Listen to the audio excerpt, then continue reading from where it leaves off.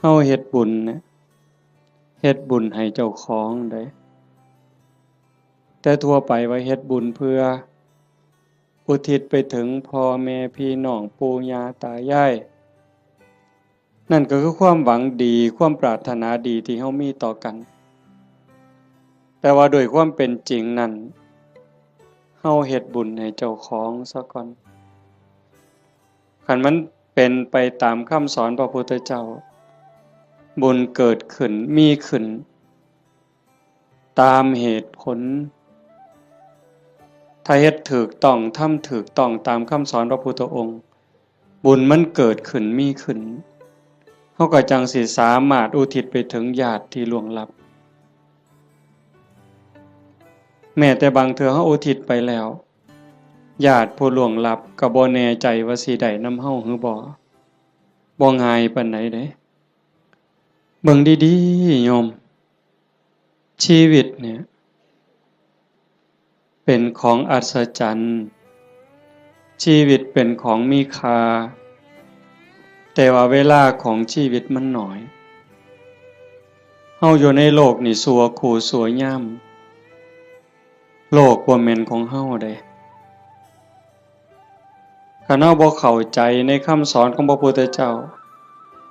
บ่พิจารณาตามความเป็นจริงเฮาก็สิพากันหลงละเริงหลงในยศในตำแหน่งในฐานะความเป็นอยู่ว่าเจ้าของคักว่าเจ้าของประเสริฐดีกว่าเขาคักกว่าเขาอันนี้คือความบ่ฮู้ดอกคนบ่ได้คิดว่าอยากเป็นแต่ว่ากิเลสตัณหาอวิชชามันตัวเฮาก็เลยหลงไปตามมันในเมื่อวันเวลาผ่านไปคือว่ามาว่างั้นน่ะความแก่ก็เพิ่มขึ้นความเฒ่าเพิ่มขึ้นโรคภัยไข้เจ็บก็ใกล้มื้อใกล้เว้นความตายก็ใกล้เข้ามา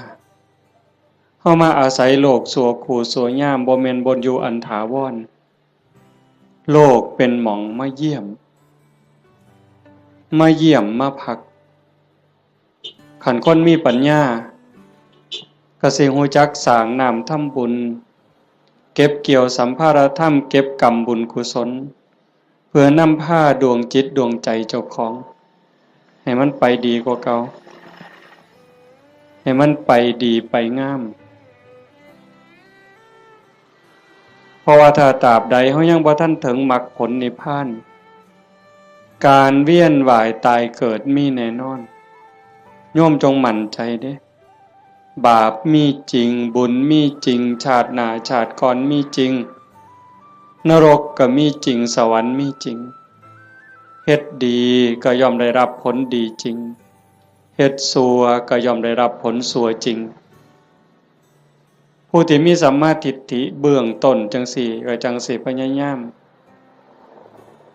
บ่ให้วันเวลาชีวิตผ่านไปโดยเปล่าประโยชน์พยายามสิเอากำไรให้มันเป็นชีวิตที่มีกำไรเฮามาเยี่ยมมายามมีวันเวลาที่อาศัยอยู่ในโลกนี้บ่โดนก็ถือเอาประโยชน์ให้ได้หลายที่สุดเพราะว่าเมื่อสิ้นลมหายใจปั๊บทุกอย่างคืนสู่ธรรมชาติบ่ได้หยังจากแนวนอกจากว่าโลกเป็นสถานที่ที่เฮามาเยี่ยมมาเยือนมาพักชั่วคราวในขณะเดียวกันชีวิตส่วนที่เป็นร่างกายเนี่ยก็บ่แม่นของเฮาอีกเป็นของยืม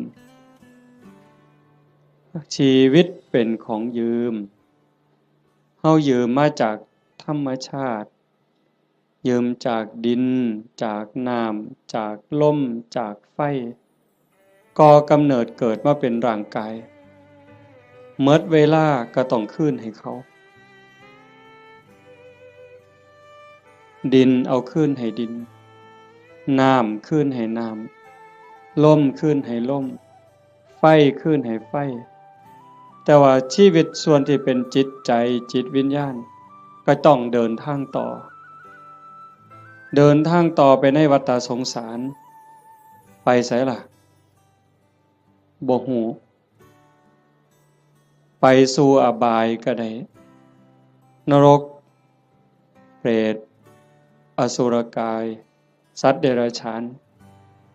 ผู้ที่สร้างบุญไว้บ่พอคือว่ารักษาจิตไว้บ่ดีก็ย่อมลวงลงสู่อบายแต่หากผู้ใดตั้งโตอยู่ในความบ่ประมาทคือญาติโยมทั้งหลายนี้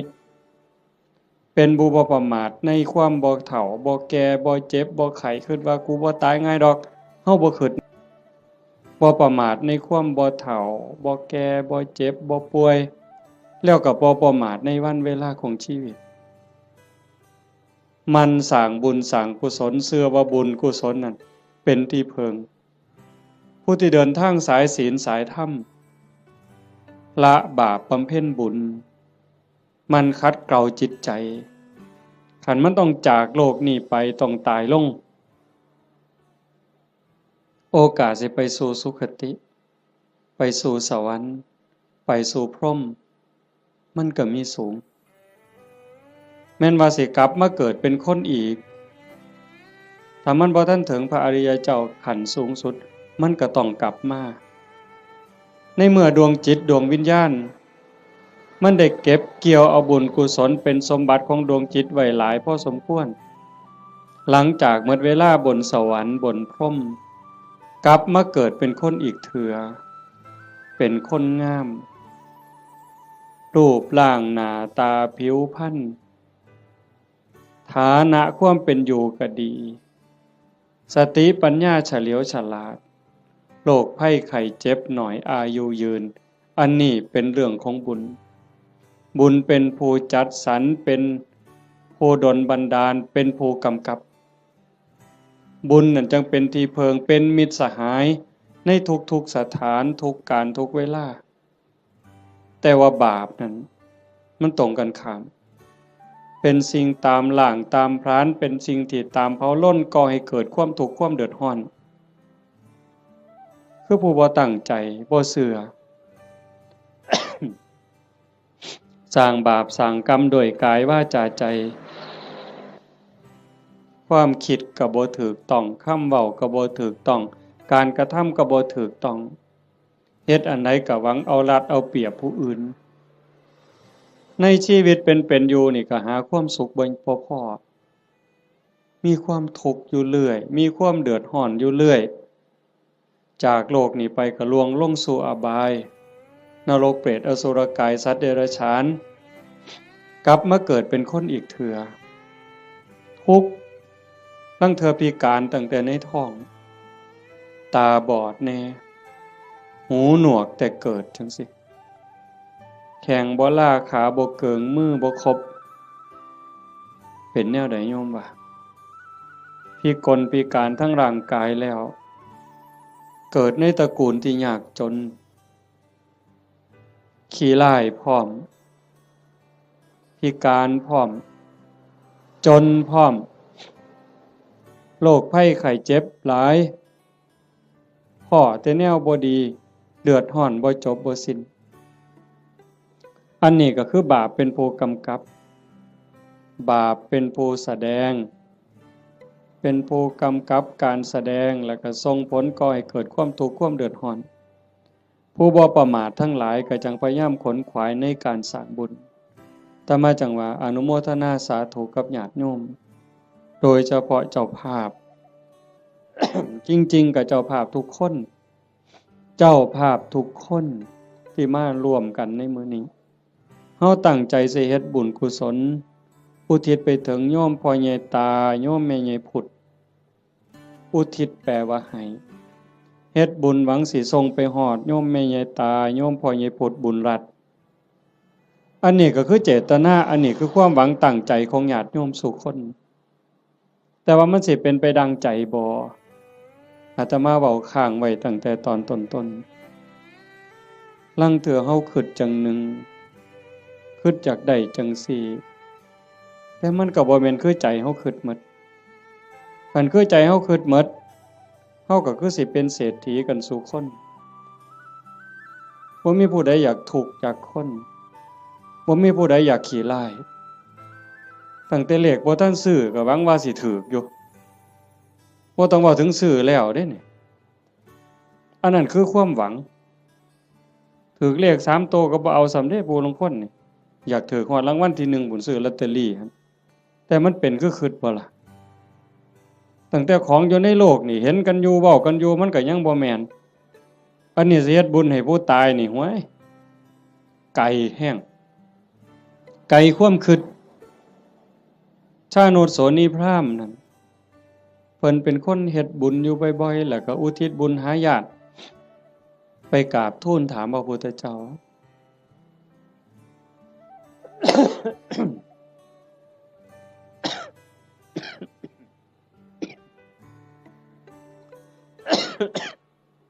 เพิ่นว่าเพิ่นเฮ็ดบุญดูๆเนี่ยอุทิศไปให้ญาติที่ล่วงลับไปญาติได้รับบ่พระพุทธองค์เพิ่นก็ว่ามันบ่แน่นอนดูก่อนพราหมณ์มันแล้วแต่ฐานะคำว่าแล้วแต่ฐานะคือผู้ที่จากไปนั่นเขาไปไสคันเขาไปตกนรกเขาก็บ่ได้รับผลบุญนี่ทันทีนรกเพิ่นบอกว่ามีอยู่457ขุม457ขุมบ่ได้บุญทันทีคันสิได้ก็ในเมื่อรับรู้รับทราบแล้วก็ยินดีอนุโมทนาสาธุนำสิ่งที่เฮาเฮ็ดเฮาทำเขาก็จังสิได้คันไปเกิดเป็นเปรตมี12ชนิดที่สิได้บุญฉับพลันทันทีก็มีอยู่ชนิดเดียวคือปรัตถตูปชีวีอีก11กลุ่ม11คณะสิได้บุญย้อนก็เมื่อเฮาเฮ็ดถูกต้องและอุทิศไปถึงฮู้เรื่องฮู้ราวอนุโมทนาสาธุนำจังสิได้อสุรกายคือกันสัตว์เดรัจฉานคือกันถ้าไปเกิดเป็นเทวดาเขาก็กินอาหารของเทวดากินบุญเก่าเป็นพรหมคือกันคันมาเกิดเป็นคนยิ่งบ่ฮู้เรื่องบ่ฮู้จักเขาก็สิได้นำเฮาจังได๋บัดนี้มันก็บ่ได้อันนี้คือฐานะของผู้ที่จากไปนั่นส่วนหนึ่ง2ผู้เฮ็ดบุญนี่เฮ็ดเป็นบ่เฮ็ดถูกตามคำสอนพระพุทธเจ้าบ่สมมุติว่าญาติเฮาที่ตายจากไปรอคอยส่วนบุญคอยอนุโมทนาเอาบุญนำเฮานี่แต่ว่าผู้เฮาเฮ็ดบุญนี่เฮ็ดเป็นบ่เฮ็ดถูกบ่เฮ็ดแม่นตามคำสอนพระพุทธเจ้าบ่คันบ่ได้เฮ็ดตามคำสอนพระพุทธเจ้าเฮ็ดบุญตามความคิดเฮ็ดบุญตามเขาว่าเฮ็ดบุญตามธรรมเนียมประเพณีมันก็บ่เป็นบุญผู้ทาคาถาเป่าทุกข์ก็ทุกข์อยู่ส่ำนั้นจังซั่นการเฮ็ดบุญเนี่ยมันจะต้องศึกษาทำความเข้าใจแต่ว่าโยมทั้งหลายโดยเฉพาะผู้เป็นเจ้าภาพโยมแม่ออกสมบูรณ์หลายๆคนเนาะพ่อใหญ่อ่อนแม่ใหญ่สมศรีนางวิภารัตน์นายทวีศักดิ์พ่อใหญ่สังงานางโยมกาญจนาโยมศิริพรโยมกิตติโยมชูชาติโยมสมบูรณ์นายประจวบนางรัตมณีโยมชั่นชัยโยมดวงธิดาโยมพรณภาโยมไกรสอนโยมจันทิราอันนี้ก็ถือว่าเฮาเข้าใจพอสมควรคณะบ่เข้าใจในคำสอนพระพุทธเจ้าบ่ได้ฟังเรื่องบุญบ่ได้ยินเรื่องบุญจนเข้าใจแล้วเฮาก็จะเฮ็ดบุญจังซี่บ่ได้บ่เฮ็ดดอกต้องเฮ็ดอีกอย่างหนึ่งจังซั่นการเฮ็ดบุญมันเป็นการสร้างประโยชน์สูงสุดให้กับชีวิตตนเองในปัจจุบันแล้วก็หวังผลบุญนั่นให้เป็นสิ่งเพิงพาอาศัยได้ในปรโลกเบื้องหน้าเฮาก็จังเฮ็ดในส่วนที่เป็นบุญตามคำสอนพระพุทธเจ้าวางหนึ่งน่ะอาตมามานั่งฟังอยู่ในรถครูบาอาจารย์เพิ่นสิกลับวัดเพิ่นให้พรโยมมีบทหนึ่งตอนท้ายๆปุญญานิปาลโลกัสสมิงปฏิฐาโหนติปานินังเพราะเหตุว่าบุญนั้น เป็นที่พึ่งของสัตว์ทั้งหลายในโลกหน้าพร้อมทั้งโลกต่อไปเพิ่นแปลว่าจังซี่ปุญญานิปรโลกัสสมิงปฏิทาโหนติปานินังเพราะเหตุว่าบุญนั้นเป็นที่พึ่งของสัตว์ทั้งหลายในโลกหน้าพร้อมทั้งโลกต่อไปบุญนี่เป็นสื่อของความสุขเป็นสื่อของความดีความงามบุญนำมาซึ่งความสำเร็จนำมาซึ่งความเจริญเฮาได้ดังหวังตั้งใจนี่บุญเป็นผู้กำกับทั้งหมดบุญเป็นสื่อของความสุขความดีความงามนำมาซึ่งความสำเร็จบุญเป็นที่เพิงนอกจากบุญบ่มีอันใดเป็นที่เพิงอันถาวรเด้อโยมคิดเบิ่งดีๆเด้แม่นอยู่ดอกในขณะที่เป็นอยู่เฮาก็แสวงหาหมดนั่นล่ะเข้าของเงินทองชื่อเสียงอำนาจวาสนาบริวารญาติพี่น้องก็เพราะได้เพิงพาอาศัยกันในข้าวที่ยังอยู่แต่โยมพิจารณาเบิ่งดีบ่คนเฮาเพิงพาอาศัยกันได้จริงๆกันในข้าวที่มีศีลมีธรรมในใจเด้ในข้าวที่ทุกคนมีศีลมีธรรมเจือจานอยู่ในใจก็จังเพิงพาอาศัยกันได้คันถ้าศีลธรรมจืดจางไปจากใจแล้วผัวก็เพิงบ่ได้เมียก็เพิงบ่ได้ลูกก็เพิงบ่ได้โยมเปิดโทรทัศน์เบิ่งสิได้ยินเกือบซุมื้อเห็นเกือบซุมื้อผัวฆ่าเมียเมียฆ่าผัวพ่อแม่ฆ่าลูกลูกฆ่าพ่อแม่พี่น้องฆ่ากันหมู่ฆ่ากันผู้บางคนมีเงินหลายๆก็คิดว่าสิอยู่เย็นเป็นสุขบ่เงินนั่นล่ะพาเจ้าของเดือดร้อนนอกจากสิถือเขามาแย่งมาป่นมาจี้จับไปเรียกค่าไทยบางเทื่อเห็นว่าเจ้าของมีเงินหลายก็ไปข่มคนอื่นสร้างความเดือดร้อนให้ผู้อื่นก็โดนจับปรับไม้ใส่โทษเมื่อดีบ่ดีเขากู้เขายืมค่าปิดปากค่าล้างหนี้ก็มีเห็นบ่ล่ะมันจังบ่แม่นที่เพิงอันแท้จริงแต่ที่เพิงอันแท้จริงคือบุญคือโยมนั่งฟังเทศน์ฟังธรรมอยู่นี่เฮาได้เกิดมาเป็นคนเนี่ยคันบุญบ่หลายมันสิได้เป็นคนบ่เจ้าว่านกหนูปูปีกงัวควายสร้างม้าสัตว์เดรัจฉานทั้งหมดคันจะเว้าไปไล่ไปทั้งหมดตั้งแต่สัตว์นรกเวจีจนถึงภวกพรหมบ่มีผู้ใดที่บ่เคยพ่อเป็นแม่เป็นพี่เป็นน้องอาตมาบ่ได้เว้าเอาเด้พระพุทธเจ้าเว้าเด้ในวัฏฏะสงสารนี้ไม่มีใครเลยที่ไม่เคยเกิดเป็นพ่อเป็นแม่เป็นพี่เป็นน้องเป็นญาติร่วมสายโลหิตไม่มีใครเลยที่ไม่เคยเกิดเป็นสามีภรรยากันมาก่อนโยมอยู่นี่หลายๆคนเคยเป็นผัวเป็นเมียกับหนอนกับมดกับยุ่งที่มันมากัดเฮานี่นั่นคือวัฏฏะสงสารเป็นหยังเขาต้องไปเป็นแบบนั้นนั่นคือบุญเขาบ่พอสร้างบาปสร้างกรรมเฮามีบุญหลายได้รักษาศีล5ไว้มีกุศลกรรมบท10พอสมควรจังทรงให้เฮาได้เกิดมาเป็นคนได้เกิดมาเป็นคนแล้วบ่คือกันเห็นบ่หน้าตาบ่คือฐานะบ่คือสติปัญญาบ่คืออุปนิสัยใจคอบ่คือกันคนเดียวกันโยมเคยสังเกตเบิ่งเจ้าของบ่ตั้งเทื่อหูสองข้างบ่คือกันเด้แต่ละคนตาสองข้างบ่คือกันเด้สังเกตเบิ่งเด้อหมู่พวกคนเฮาที่รู้จักกันตาสองข้างบ่คือกันตั้งเทื่อดังเนี่ยปีกจมูกเนี่ยบ่คือกันเด้นิ้วมือนิ้วตีนคนเดียวกันก็บ่คือกันมือข้างซ้ายเป็นจังหนึ่งข้างขวาเป็นจังหนึ่งเป็นหยังก็เป็นจังซั่นคันให้พระเจ้ามาออกแบบเอาคันว่าพระเจ้าเป็นผู้สร้าง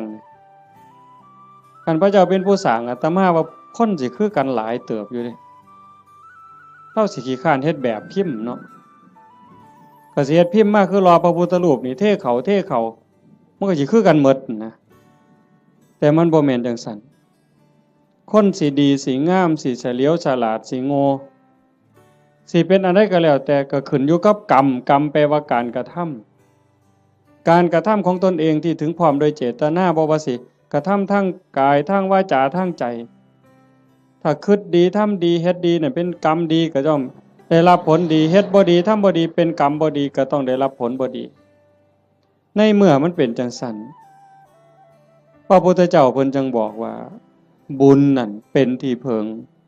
โยมทั้งหลายก็อยากได้บุญโยมไม่ออกผู้เป็นเจ้าภาพญาติโยมทุกคนมาร่วมฟังเทศน์ฟังธรรมมาร่วมบุญร่วมงานมาเพาะมาโม่นั่นก็คือเฮาอยากได้บุญแต่ว่าการเฮ็ดบุญนั่นเฮ็ดจังได๋มันจังสิได้หลายขึ้นกว่าเก่าปู่ย่าตายายเพิ่นบอกว่าเฮ็ดบุญกฐินมันได้บุญหลายโยมก็ตั้งอกตั้งใจอยากเฮ็ดบุญกฐินในชีวิตหนึ่งให้มันได้เป็นเจ้าภาพทอดกฐินมันสิได้บุญหลายอาตมาก็ว่าเป็นไปได้ถ้าเฮ็ดเป็นเด้ถ้าเฮ็ดบ่เป็นมันก็บ่เกิดบุญคำโบราณเพิ่นว่ามีกฐินบูดกฐินเน่ากฐินเศร้าหมองอีหยังเพิ่นว่าแต่คันเฮ็ดเป็นบัดมันก็งดงามเป็นที่เพิงพาอาศัยได้ในชีวิตนี้ในชีวิตหน้าบ่จบบ่สิ้นเพิ่นจังให้เฮาศึกษาทำความเข้าใจเรื่องบุญปุญญะเมวะโสสิกขยะอายตัตถังสุขินทริยังทานันจะสมจริยันจะเมตตาจิตตัญจะภาวเยเอเตธัมเมภาวยิตตวาตโยสุขังสมุทเยอภยาปัจฉังสุขังโลกังบันติโตอุปปัชชติถ้าบุคคลใดปรารถนาบุญอันเลิศพึงศึกษาทำความเข้าใจเรื่องบุญนั้นให้ดีๆจงเลือกทำบุญชนิดที่มีความสุขเป็นกำไรโยมฟังเข้าใจบ่เนี่ยถ้าบุคคลใดปรารถนาบุญอันเลิศจงศึกษาทำความเข้าใจเรื่องบุญนั้นให้ดีๆจงเลือกทำบุญชนิดที่มีความสุขเป็นกำไรคำว่าบุญอันเลิศคือบุญประเสริฐดีงามประเสริฐเลิศเลิศก็แสดงว่าต้องมีสิ่งที่ตรงกันข้ามนั่นคือบุญกระจอก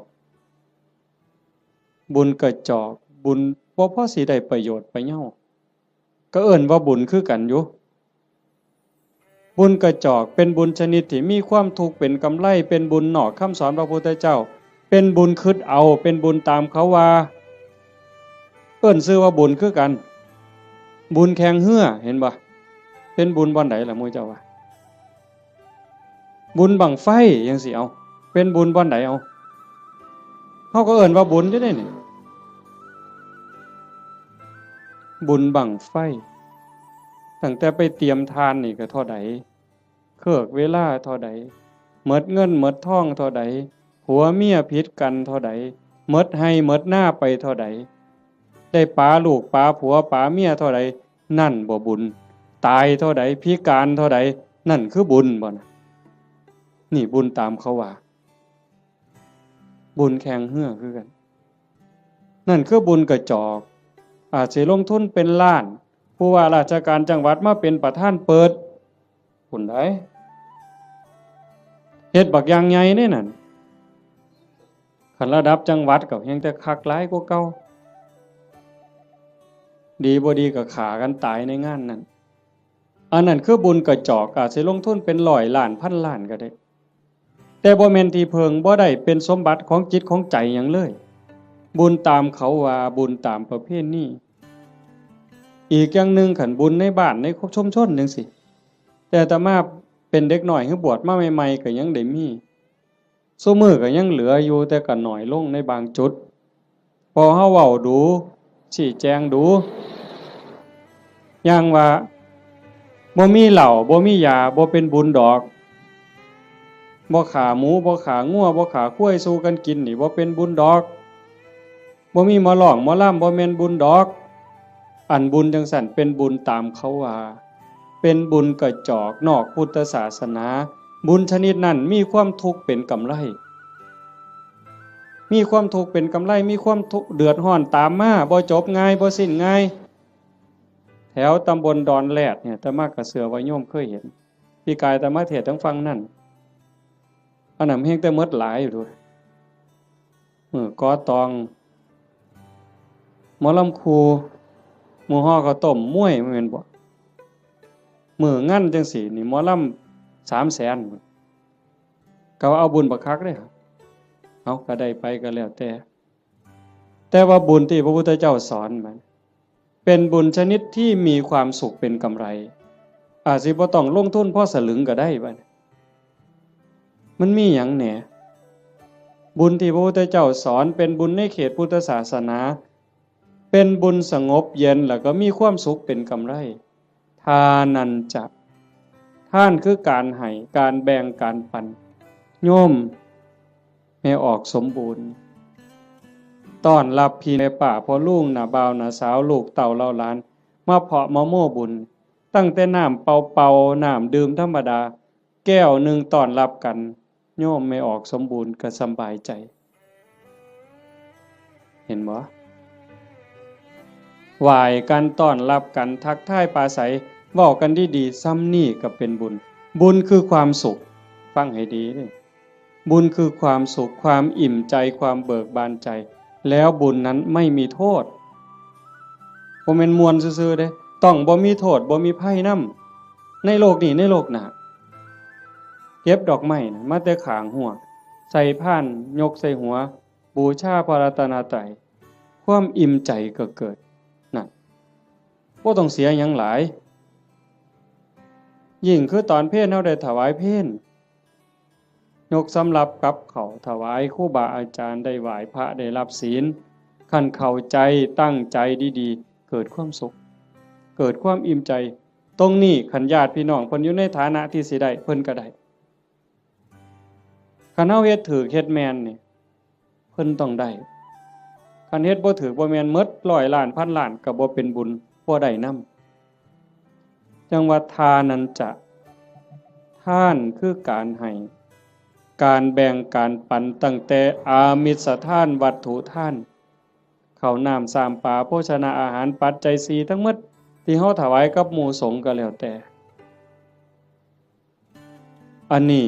มันเกิดความสุขขันยิ่งธรรมทานให้ความรู้ให้ความเข้าใจที่ถูกต้อง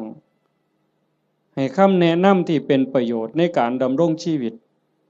ที่เป็นศีลเป็นธรรมเป็นไปเพื่อความถูกต้องดีงามอันนั้นเป็นธรรมทานอานิสงส์ก็ยิ่งใหญ่กว่าเก่าบัดคันเลยไปฮอดอภัยทานล่ะให้อภัยญาติโยมเคยเป็นอยู่บ่เฮาเครียดให้คนเครียดให้หมู่ก็ตาม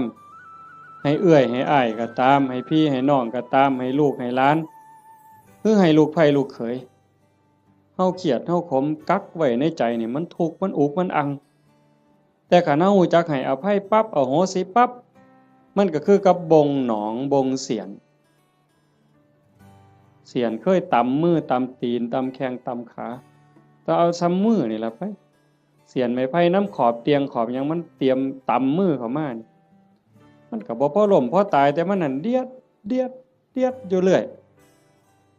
บัดเฮาตัดสินใจบงออกเคลียร์เอาหนามนั่นออกเอาเสียนนั่นออกปั๊บโล่งการให้อภัยก็เป็นจังซั่น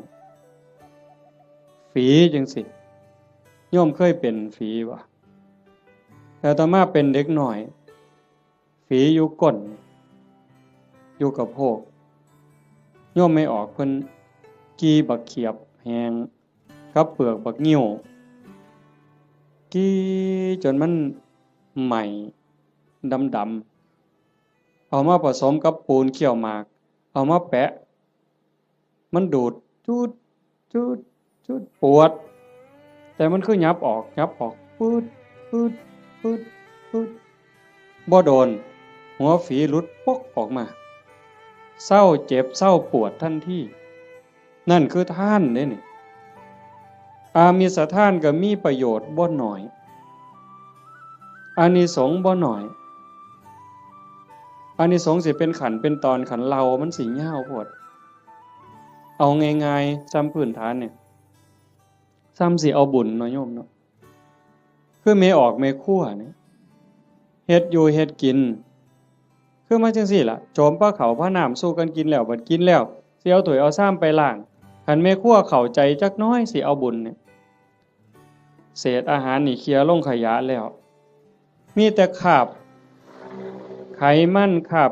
น้ำแกงเอียงต่างๆที่มันติดอยู่กับถ้วยกับจานแม่ครัวเอาน้ำเทใส่แล้วก็มือลูบในแก้วใน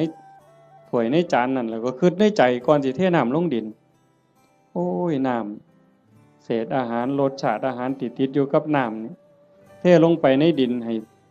สัตว์อาศัยในดินมันได้กินเด้อพวกขี้ไก่ดักไก่เดือนไก่มันได้กินแล้วไก่มันอยู่ดีมีแห้งสุขกายสุขใจเด้อแล้วเทลงไปปุ๊บซ้ำนั่นพระพุทธเจ้าว่าเป็นบุญที่นับประมาณไม่ได้แค่นี้เด้อโยมเพราะท่านได้เป็นหยังย้อนได้นี่เป็นบุญหลายจนนับประมาณบ่ได้ซ้ำเฮานับบ่ได้แล้วว่าฝนตกเนี่ยมันจักเม็ดแม่น้ำมูลแม่น้ำโขงแม่น้ำเจ้าพระยาหรือน้ำในทะเลเฮานับบ่ได้ว่ามันจักซ่อนจักแก้วจักขวดจักลิตรจักแองจักโองเฮาบ่สามารถจะนับได้เพียงแค่เฮาเทน้ำล้างถ้วยล้างจานลงในดินแต่เจตนาให้พวกเชื้อโรคพวกขี้ไก่เดือนให้มันได้กินซ้ำนี่ก็บุญมหาศาลพระพุทธเจ้าเพิ่นก็ยังไล่ขึ้นมาจากสัตว์เดรัจฉานร้อยเทื่อพันเทื่อก็บ่สู้ให้คนขี้เมาคนบ่มีศีลบ่มีธรรมตีหัวหมาด่าแม่คนคันให้พวกนี้เทื่อเดียวก็ได้หลายกว่าให้สัตว์เดรัจฉานร้อยเทื่อพันเทื่อให้คนบ่มีศีลบ่มีธรรมจังสันร้อยเทื่อพันเทื่อก็บ่ได้บุญหลายเท่าให้โยมผู้มีศีลหาเทื่อเดียวเพราะว่าคนมีศีลมีธรรมมันสิเฮ็ดโลกนี่สงบร่มเย็นแล้วก็เป็นประโยชน์นำกันอีกให้คนผู้มีศีลหาร้อยเทื่อพันเทื่อก็บ่ได้บุญหลายเท่าให้ผู้มีศีลแปดพอใหญ่ไม่ใหญ่เฮาไปจำศีลอยู่วัดในมื้อวันพระวันศีลหรือมีงานปฏิบัติธรรมไปนุ่งขาวห่มขาวนั่นล่ะเป็นเนื้อหน้าบุญผู้ศีลหาบริสุทธิ์ร้อยเทื่อพันเทื่อก็บ่ได้บุญหลายเท่าให้ผู้มีศีลแปดเทื่อเดียวให้ผู้มีศีลแปดร้อยเทื่อพันเทื่อก็บ่ได้บุญหลายเท่ากับให้เน้นน้อยผู้เดียวได้บัดเน้นน้อยศีล10เด้ให้เน้นน้อยศีล10ร้อยเทื่อพันเทื่อก็บ่ได้บุญหลายเท่ากับให้พระภิกษุศีล227เทื่อเดียวให้ผู้พระภิกษุเนี่ยศีล227ร้อยเทื่อพันเทื่อก็บ่เกิดบุญหลายเท่ากับให้นักบวชนอกศาสนาที่เขาฝึกฝนอบรมบ่มจิตบ่มใจจนคมราคะความรู้สึกระหว่างเพศขาดสะบั้นลงแล้วไล่ขึ้นมาอีกเป็นเก่าชั้น10ชั้นพุ่นบ่ไล่ดอกจนฮอดพระพุทธเจ้าจนฮอดสงฆ์ที่มีพระพุทธเจ้าเป็นประธานอานิสงส์ก็หลายขึ้นให้กับคณะสงฆ์ที่มีพระพุทธเจ้าเป็นประธานร้อยเทื่อพันเทื่อก็บ่ได้บุญหลายเท่ากับสร้างวิหารกันแดดกันฝนกันลมสร้างวิหารร้อยหลังพันหลังก็บ่ได้บุญหลายเท่ากับให้ธรรมะเห็นบ่บัดนี้ตัวนี้บ่เสียหยังแล้วเด้บัดบ่สู้ให้ธรรมะเป็นท่านในความรู้ให้ความเข้าใจอย่างว่าให้ธรรมะเป็นท่านก็ได้บุญได้กุศลมาอยู่ได้บุญได้เกิดความร่ำรวยได้เกิดความงามความดีแต่ว่าบางเทื่อมันก็ยังแบกศาลานั่นกูก็สร้างกุฏินี่ก็สร้างโบสถ์ก็สร้างกฐินก็เฮ็ดซุปีคันบ่มีกูนี่บ่ว่าทีเดียวเลยบัดเป็นจังได๋บัดดีบ่หลวงพ่ออย่าเว้ายากเด้บ่เฮ็ดกฐินให้เด้เป็นจังได๋บัดบ่มาก็ได้เด้วัดนี่นั่นครูพระแล้วนั่นเพิ่นว่าเพิ่นคักซั่นเด้จังต้องมาที่อภัยทานรู้จักให้ธรรมะรู้จักให้อภัยคือจิตทำจิตให้ว่างทำจิตให้เป็นอิสระผลมันก็มีอานิสงส์ต่างกันหลายขึ้นสูงขึ้นอันนี้คือทานได้อันที่1ทานันจะ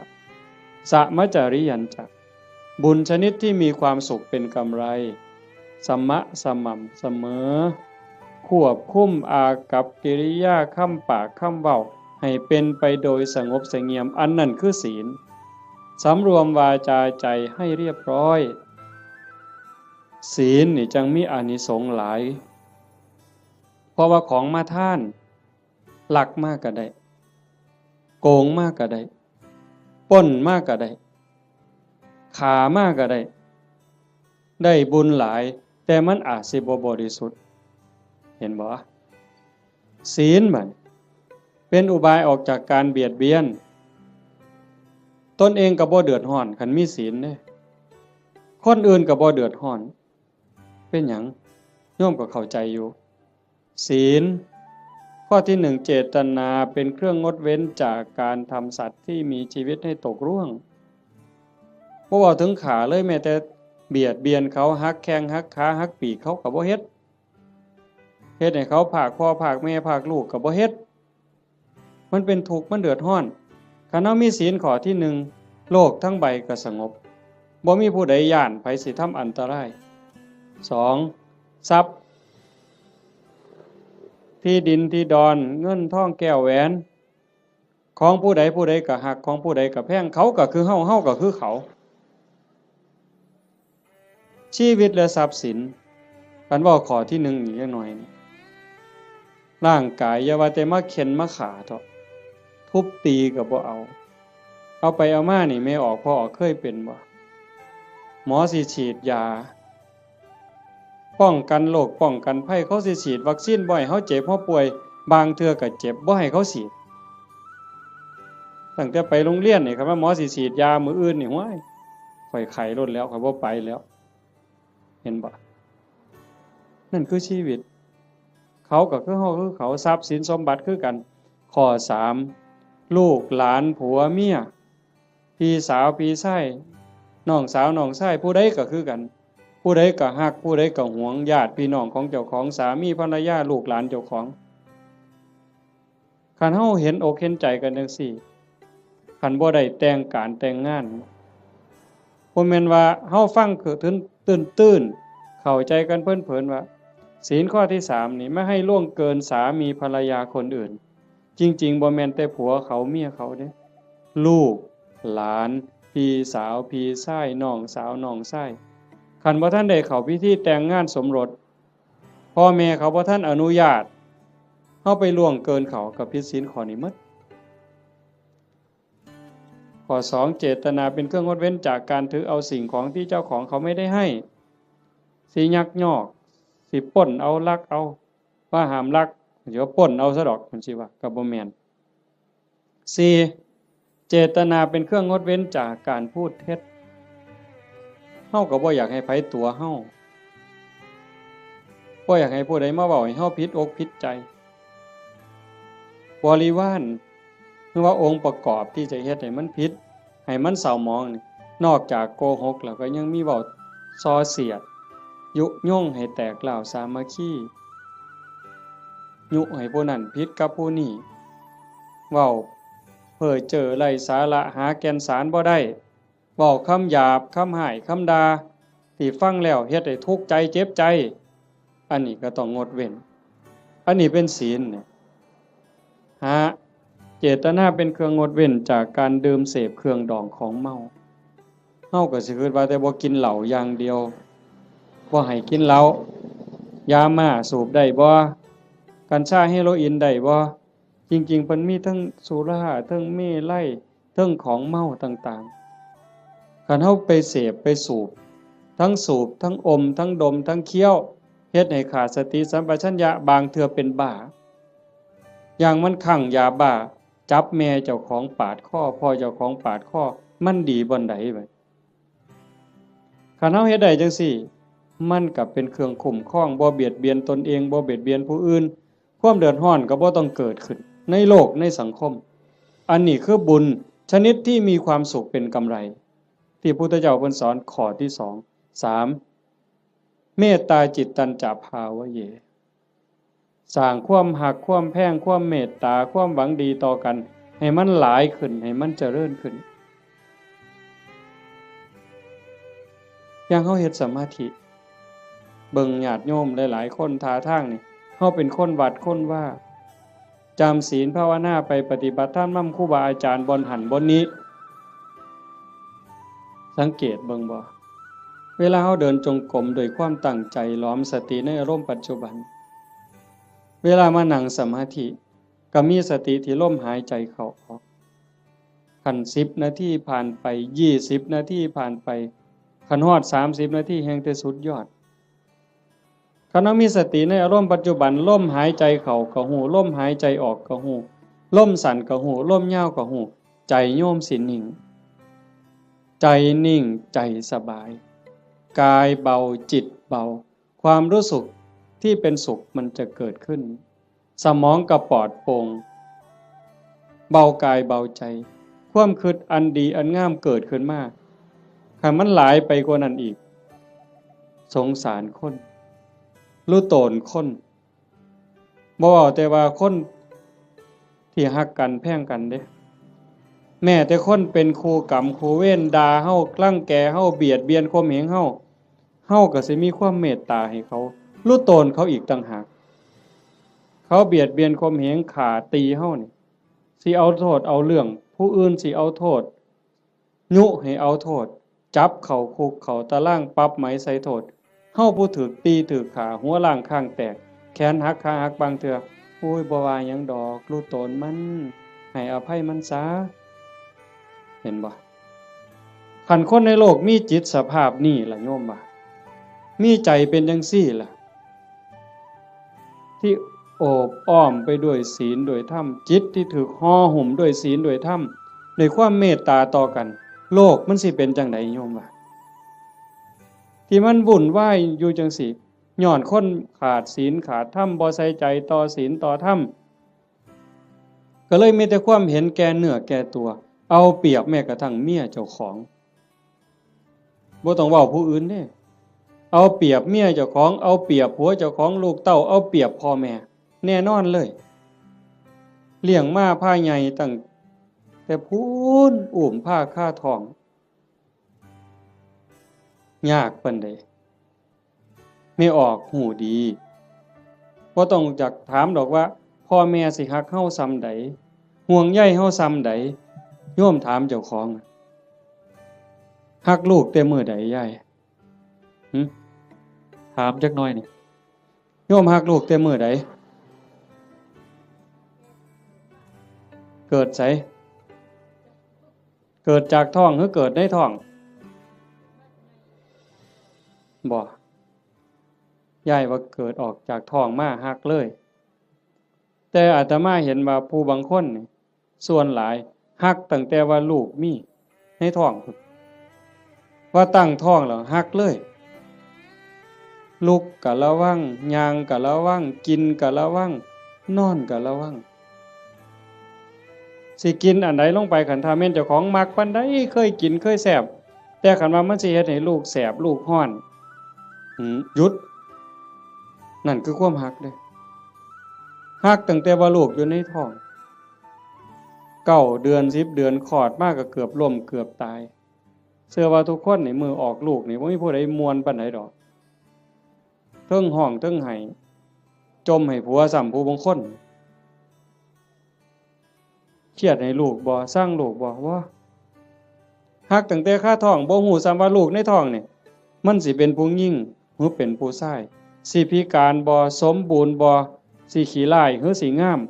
สิเกิดมาทำร้ายเจ้าของบ่สิเป็นคนดีหรือเป็นคนชั่วบ่เกี่ยวกันบ่สนใจเลยฮักอย่างเดียวบัดลูกเกิดมาแล้วเลี้ยงมาลำบากปานใดหมดข้าวจักเหล้าตัวสิใหญ่แต่ละคนหมดเสื้อผ้าจักผืนหมดเงินจักแสนแต่งการแต่งงานให้แล้วบ่เฮ็ดเฮือนเฮ็ดซ่านให้อีกแล้วบ่มีทางออกลูกมาก็มาให้แม่เลี้ยงพ่อเลี้ยงคือเก่าพูดไปหาซื้อขนมกินอยู่กรุงเทพพอหลานมาให้ยายเลี้ยงแทนที่สิได้ลงวัดลงว่าจังหันจังเพี้ยนบ่ฆ่าหลานยายบางคนก็พะโล้เด้เอาแต่หลานมาอ้างยากแทนที่สิได้เข้าวัดเข้าว่าเตรียมตัวตายเอาบุญให้หลายๆบ่เอาหลานมาอ้างขี้คร้านไปวัดเงินเดือน500ก็ซื้อขนมจนเกลี้ยงบ่ได้ ว่าเลี้ยงหลานใหญ่แล้วก็สิไข่ดอกเพิ่นหลานใหญ่มันละออกเรียนมาอีกตายเจ้าเสร็จอีกคือเก่าไปบ่รอดเพิ่นว่าเฮ็ดจังไดบัดนี้สิมาวัดตอนมาอยู่ข้างกำแพงบ่เมื่อเลยมาเทื่อเดียวอยู่เลยเด้อบัดนี้ฮู้แม่นแนวซั่นบ่เห็นบ่คันเฮาได้พิจารณาอีหลีอีหลอนี่จากทานมาสู่ศีลมาสู่ภาวนาความเมตตาหวังดีต่อกันมันสิเกิดจริงๆการสร้างบุญการเฮ็ดบุญมันมีรายละเอียดหลายโยมตั้งแต่การให้ทานซื่อๆนี่ทานอย่างเดียวนี่น้ำขวดเดียวข้าวปั้นเดียวผักเส้นเดียวก็ตามบุญต่างกันอยู่ที่เจตนาคันให้ด้วยความศรัทธาเชื่อในคำสอนของพระพุทธเจ้าบาปมีบุญมีชาติหน้าชาติก่อนมีเชื่อมั่นใจจังซั่นเนี่ยเวลาผลบุญมันออกมาออกผลเฮาสิเป็นคนรวยพร้อมงามพร้อมปัจจุบันก็จิตใจร่ำรวยบุญกิริยามารยาทก็งดงามงามภายนอกงามภายในงามภายในทรงไปสู่ภายนอกเกิดชาติใหม่พบใหม่งามพร้อมรวยพร้อมนี่กันในท่านโดยศรัทธาแปลว่าเชื่อใจหมั่นใจไว้ใจว่างใจ2ให้ท่านด้วยความเคารพในวัตถุท่านเคารพในผู้รับท่าน อาตมาบอกข้างไปตอนต้นมันแล้วแต่ฐานะที่ชาโนโสนิพามถามพระพุทธเจ้ามันแล้วแต่ฐานะมันมีหลายระบบอีกหลายเหลี่ยมอีกผู้รับท่านน่ะมีศีลมีธรรมบ่อย่างคือทอดกฐินนี่ครูบาอาจารย์เพิ่นมีศีลมีธรรมได้ฝึกฝนได้อบรมมื้ออื่นเวลาพ่อใหญ่พาไปกล่าวกฐินฮือย่ายผู้เป็นเจ้าภาพอุ้มผ้ากฐินถวายเนี่ยมื้อนั้นอาตมาไปเห็นอยู่วัดหนึ่งเพิ่นนิมนต์ไปรับนำเพิ่นเขียนคำถวายให้เจ้าภาพนี่อุ้มผ้าไตรจีวรตั้งนะโมแล้วก็พาหมู่ว่าอิมังพันเตกฐินะจีวรทุตสังอาตมาก็เหลียวเบิ่งหน้าเจ้าภาพก็คิดเบิ่งใจเจ้าภาพคิดเบิ่งใจญาติโยมอีกหลายๆคนโยมว่าเป็นตาอ่อนซ่อนบ่ในชีวิตหนึ่งเฮาได้อุ้มผ้าไตรจีวรกล่าวถวายสังฆทานถวายผ้ากฐินว่าเป็นบุญใหญ่เป็นบุญสุดยอดมันสิเป็นความภูมิใจสิเป็นบุญปานใดโยมว่าคิดเบิ่งเด้อยายชีวิตหนึ่งนี่เฮาให้ได้เฮ็ดคันบ่ได้เฮ็ดกองใหญ่เป็นเรื่องเป็นราวคือเพิ่นกลับไปห่วมเพิ่นเฮ็ดได้อันนี้คือสิ่งที่ได้เด้บุญเนี่ยติดตามไปในโลกนี้โลกหน้าหน้าที่ไผได้เฮามาอาศัยโลกชั่วคราวบ่แม่นของเจ้าของดินนี่สิว่าของเฮาซั่นบ่หน้านี่สิว่าซื้อเจ้าของในโฉนดสิภูมิใจซั่นบ่มันสิภูมิใจจักมื้อจักหน่อยเขาก็เปลี่ยนเป็นชื่อผู้อื่นเฮ้ยอยู่ในทะเบียนบ้านมันจะสิสถานะเจ้าบ้านนี่ชื่อขึ้นก้อนหมู่นั่นสถานะเจ้าบ้านน่ะจะร้องตายบางทีพอ24ชั่วโมงยังเขามาทับตาแดงใส่ปรับหล่นตายว่าซั่นว่าเจ้าบ้านเจ้าบ่ต้องไปไสเด้อเจ้าอยู่หั่นเด้คันแม่นเจ้าบ้านอีหลีนั่นต้องเป็นเจ้าของอยู่ตลอดมันบ่แม่นหน้าก็บ่ได้สวนก็บ่ได้รถก็บ่ได้บ่ได้หยังจักอย่างแนวใดคือบุญนี่แนวใดเพิ่นจังว่าต้องทำความเข้าใจอีหยังให้มันหลายๆท่านก็เฮาให้ด้วยความศรัทธาให้ด้วยความเคารพในผู้รับท่านครูบาอาจารย์เป็นผู้มีศีลมีธรรมผู้รับท่านเป็นหมู่สงฆ์เฮาถวายเขาสงฆ์เจ้าของเองก็เป็นผู้บริสุทธิ์ย้อนหยังสะอาดย้อนหยังย้อนศีลก่อนสิทำบุญให้ท่านถวายต่างๆเพิ่นจังให้เฮาสามารถทานศีลนั่นคือชำระความเศร้าหมองในใจ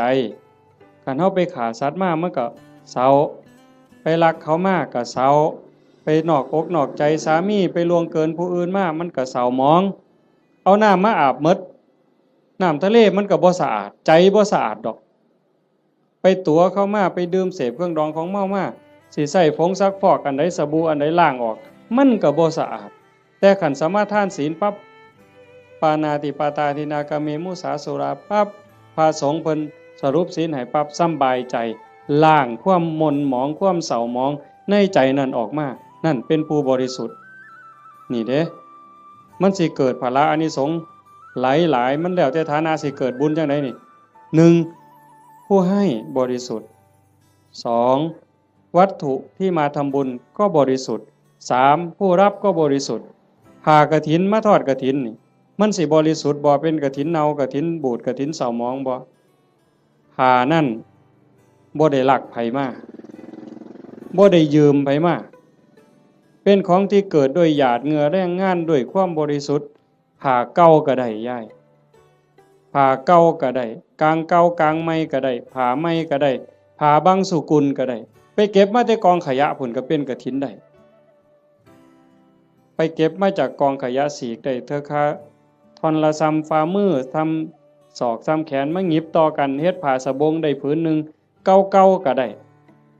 แต่ว่าเป็นกรรมสิทธิ์โดยชอบธรรมโดยความถูกธรรมนั่นคือวัตถุท่านที่บริสุทธิ์บุญกุศลมหาศาลแล้วก็ประกอบกับเจตนาอีกก่อนให้นี่มีศรัทธาบ่ตั้งใจไว้ดีบ่คันมีความศรัทธามีความเหลื่อมใสของนั้นแม้นมันสิน้อยสิราคาหลายปานใดพักเครื่องเส้นแต่ก่อนให้มีความศรัทธามีความตั้งใจสักกจังทานังเทติให้ท่านด้วยความเคารพด้วยความศรัทธาเนี่ยของนั้นมันสิมีค่ามีราคาหน่อยเฮาตั้งอกตั้งใจถวายพระพุทธเจ้าว่าบุญบ่น้อยของได้มาด้วยความชอบธรรมได้มาแล้วโดยธรรมเป็นของบริสุทธิ์ก่อนให้ก็มีศรัทธามีความเหลื่อมใสในขณะที่ยิบยื่นให้ทรงให้ยกประเคนก็ภูมิใจดีใจให้ไปแล้วหลังให้ก็มีความปีติยินดีคิดพ่อย่ามใดก็สุขใจอิ่มใจภูมิใจจนน้ำตาหลั่งน้ำตาไหลบุญจะเกิดอันนี้คือฐานะที่เฮ็ดให้บุญมันมีพลังสามให้ท่านตามการกฐินนี่ก็ประยุกต์เข้ามาในหันเพราะว่าวัดหนึ่งรับได้เทื่อเดียวในรอบปีเดือนเดียวเท่านั้นคันมือร้อยกระทงไปแล้วสิมีเงินแบ่งพันนี่เต็มปะล่ำนี่ก็ทอดกฐินบ่ได้หมดโอกาสเห็นบ่มันถือการถือเวลาคันผู้ใดให้ท่านตามการตามเวลาเพิ่นบอกว่าเมื่อบุญมันออกหมากออกผลเต็มที่แล้วตกทุกข์ได้ยากลำบากลำบนบ่อนใดอยู่ไสก็ตามสิมีคนซอยเหลือแม่นเว้ากันบ่ฮู้เรื่องก็สิมีคนซอยคันบ่มีผู้ซอยอยู่บ่อยู่ก็ถูกเลขบ่อยากถูกก็ถูกเฮาสิได้ยินอยู่เรื่อยพวกถูกลอตเตอรี่ถูกแจ็คพอตบางเทื่อก็แม่ค้าขายผักบางเทื่อก็3ล้อบางเทื่อก็คนกวาดถนนพวกเรานี่บ่ได้ซื้อประจำดอกกวาดถนนไปเข็นผักไปรู้ตนเห็นคนตาบอดเห็นคนพิการที่มาขายลอตเตอรี่เฮามีใจรู้ตนนี่คนทุกข์นี่จะรู้ตนกันบางเทื่อก็บ่อยากได้บ่อยากซื้อแต่ว่าเพราะอยากอุดหนุนเขาหยิบให้แน่บ่เบิ่งฮอดตัวเลขซื้อมาแล้วก็ใส่กระเป๋าไว้บ่หัวซ่าเลขออกไว้แล้ว2มื้อ3มื้อจังมาคิดพ้อตรวจเบิ่งก่อนนะนั่งว่างๆตรวจเบิ่งถูกซ้ำนี่เป็นผลบุญจากการให้ท่านตามการตามสมัยคือกฐินจังซี่อันนึงคนตกรถตกเรือบ่มีค่ารถจังซี่ลูกกำพร้าคนด้อยโอกาสจังซี่คนถูกไฟไหม้บ้านน้ำท่วมหน้าหนาวบ่มีเสื้อผ้าห่มเฮาซอยเหลือในข้าวที่คนอื่นเดือดร้อนนี่มันเป็นการละท่านผลบุญเกิดเฮาสิได้มีคนซอยเหลือท่านการท่านเวลาการให้ท่านโดยจิตโดยความเคารพที่ว่ามาวังหันข้อที่2ขามมานิดนึงเคารพในผู้รับทานเคารพในวัตถุท่านผลบุญเกิดสิได้ลูกดีผัวดีเมียดีข้าทาสบริวารสิเป็นคนซื่อสัตย์ไว้ใจได้ว่างใจได้มีอานิสงส์หมดเด้4กฐินนี่ก็เข้ามาในนี้อีกทานด้วยจิตหวังอนุเคราะห์ตามธรรมดางานกฐินมันสิเป็นเรื่องของพระเรื่องกฐินเป็นเรื่องของพระบ่เกี่ยวกับโยมออกพรรษามามื้อวันแฮม1ค่ำเดือน11จนฮอดวันเพ็ญเดือน12ระยะเวลา1เดือนนี่ภาษาธรรมเพิ่นสิเอิ้นว่าจีวรการเวลาแห่งการแสวงหาผ้า ออกพรรษาปั๊บเพิ่นก็สิแยกย้ายกันไปเพราะว่าผ้าสมัยเก่ามันบ่ได้ดีคือซุมื้อผ้ามันเปื่อยเป็นฝ่ายอีโป้แม่นบ่พ่อใหญ่อาตมาก็ได้ใช้อยู่ย้อนหลังไป40กว่าปีหั่นฝ่ายตำเอาเองมันบ่ได้เหนียวบ่ได้หมั่นปานนี้มายิ่งสมัยก่อน 2,600 กว่าปีโยมว่ามันสิปานไหนไปเก็บมาจากกองขยะผ้าห่อศพจังสิผ้าเปื้อนประจำเดือนไม่ออกก็ไปถิ่มจังสิผ้าไปฉีกก็มาต้มน้ำเลือดน้ำเหลืองออกซักน้ำออกมาเย็บเป็นผืนแต่บัดมื้อนี้ย่ายผู้เป็นเจ้าภาพพร้อมลูกพร้อมหลานเขียนหนังสือว่าสั่นก็ถือพานดอกไม้ไปกราบหลวงพ่อเจ้าอาวาสหลวงปู่หลวงตาผู้บาอาจารย์บ่ต้องลำบากเด้อบ่ต้องกังวลเด้อเรื่องกฐินปีนี้ข้าน้อยสิพาลูกพาหลานพาพี่พาน้องเฮ็ดถวายดอกเด้อให้ครูบาอาจารย์สบายใจได้ศึกษาธรรมะปฏิบัติธรรมะมาบอกมาสอนพวกผู้ค้านี่คือการให้ทานด้วยจิตหวังอนุเคราะห์นั่งเมื่อให้ทานด้วยจิตหวังอนุเคราะห์จังสี่ผลบุญมันเกิดในเมื่อผลบุญเกิดขึ้นมาปั๊บเพิ่นบอกว่าเฮาสิได้ใส่ได้สอยแต่สิ่งดีสิ่งงามของเหลือเลือกเขากับเป็นของดีเขาเลือกไปหมดแล้วเหลือไว้อันเดียวเฮาเอามาใส่ก็สิเป็นของดีมีคุณภาพมีความคงทนอันนี้บุญได้เป็นผู้เอาให้บ่มีพระเจ้าทั้งใดโดนบันดาลบ่มีพระพรหมทั้งใดลิขิตแต่ว่าผลบุญผลกรรมของแต่ละคนที่ตนเองสร้างตนเองเฮ็ดมันสิส่งผลเองนี่ให้ท่านโดยจิตหวังอนุเคราะห์กฐินก็ในหันจังว่ามันเป็นบุญหลายให้ท่านโดยการบ่เบียดเบียนบ่เบียดเบียนตนเองบ่เบียดเบียนผู้อื่นก็คือในงานนี่บ่เห็นเหล่าเฮาบ่เบียดเบียนเขาโดยเอาเหล่ามาเกลือเขามันดีซั่นบ่คันด้วยความเข้าใจด้วยความมักก็สิว่ามันดีแต่เว้าด้วยความเป็นจริงโยมก็คิดเบิ่งบัดคันว่ามันดีเลี้ยงเหล่ามันดีนี่ลูกเฮาน้อยๆเอาเหล่ากอกมันเบิ่งสมมุติไปเล่นในบ้านผู้เฒ่าจับเอาเหล่ากอกหลานเฮานี่ยายสิว่าจังได๋ยามผัวเมาเหล้านี่สำบายใจบ่ไปนั่งกินอยู่นั่นก็เคิกเวลาเฮ็ดหน้าแล้วอันนั้นบ่ทันเมาได้แต่นั่งกินอยู่นั่นก็บ่แห้งแล้วเธอเมาล้มป่องงองนอนคาบหญ้าหมาเลียปากอยู่หั่นบัดลูกก็อยากอายคนเมียก็อยากอายคนเคิกเวียกไปอีกเป็นมื้อดีบ่ดีทะเลาะวิวาทตีกันหัวล้างข้างแตกขึ้นโรงขึ้นศาลอีกหวยแขนหักขาขาดพิกลพิการลูกกำพร้าเต็มบ้านเต็มเมืองนี่ย้อนเหล้ายังสิว่าดีอยู่อำเภอรัตนะนี่บ่ปานใดดอกเนาะไก่สุรินทร์จักหน่อยคนสุรินทร์ไม่กินสุรายังว่าหมาสุรินทร์เสยอยู่เว้ยแต่ว่าสมัยมันเปลี่ยนแล้วเนาะไปอยู่ศรีสะเกษแทนแล้วบัดนี้อันนั้นก็บ่ยอมแพ้คือกันในทั้งนั้นก็ได้แต่ว่าเฮานี่มันพัฒนามาแล้วโยมเห็นบ่มันบ่ดีเฮาก็จังทำบุญโดยการบ่เบียดเบียนคันเฮาทำบุญด้วยการไม่เบียดเบียนนี่พระพุทธเจ้าเพิ่นบอกว่าเมื่ออานิสงส์เกิดผลบุญมันทรงเต็มที่เฮามีดินมีดอนมีไหมีหน้าเฮือนซ่านบ้านซองทรัพย์สินสมบัติโจรลักบ่ได้ไฟบ่ไหม้ของเฮาลมบ่พัดของเฮาให้เสียหายเห็นบ่เพิ่นจังว่าเฮ็ดบุญกฐินมันได้บุญหลายมันก็แม่นกันเฮ็ดเป็นบ่เป็นก็จอดคือกันลงทุนเป็นแสนเป็นล้านก็ลองเบิ่งที่ล่ะกันเฮ็ดแบบว่านี่ขาหมูขางัวสั้นขาสังลางไปนี่ผู้ใดมาก็ปาดก้อยซกเล็กอยู่กับนี่รถเอาลองเบิ่งเราก็เอารถมาจอดไปนี่อยากกินเท่าใดก็กินนี่มันจะบ่ตีกันหัวล้างข้างแตกอยู่นี่เจ้าภาพสิไปอยู่ไสล่ะเจ้าว่ากินบ่อิ่มด่าเจ้าภาพอีกเมามาหากใส่เจ้าภาพเสร็จอีกลองเบิ่งเป็นบุญบ่ใดบัดนี้บ่มีแต่ว่าคันแนวนี้แม่ป้าพ่อลุงแม่ใหญ่จักมาแต่ไสนี่มานั่งฟังเทศน์ฟังธรรมนํกันด้วยความสงบงามอันนี้มันเกิดบุญมื้อนี้จะเว้าเรื่องกฐินจักนิดนึงแต่ว่ามันจะได้บุญหลายแนวใดเขาเบิ่งเอาแต่ซ้ำสายตาเฮาเห็นคันเป็นบุญอย่างอื่นบุญแจกข้าวบุญอัฏฐาซื่อๆโยมก็บ่เฮ็ดคักปานนี้อันนี้เตรียมการโดนเป็นแห้มเดือนแห้มปีตั้งต่อเพราะว่าเฮาเชื่อว่ามันเป็นบุญ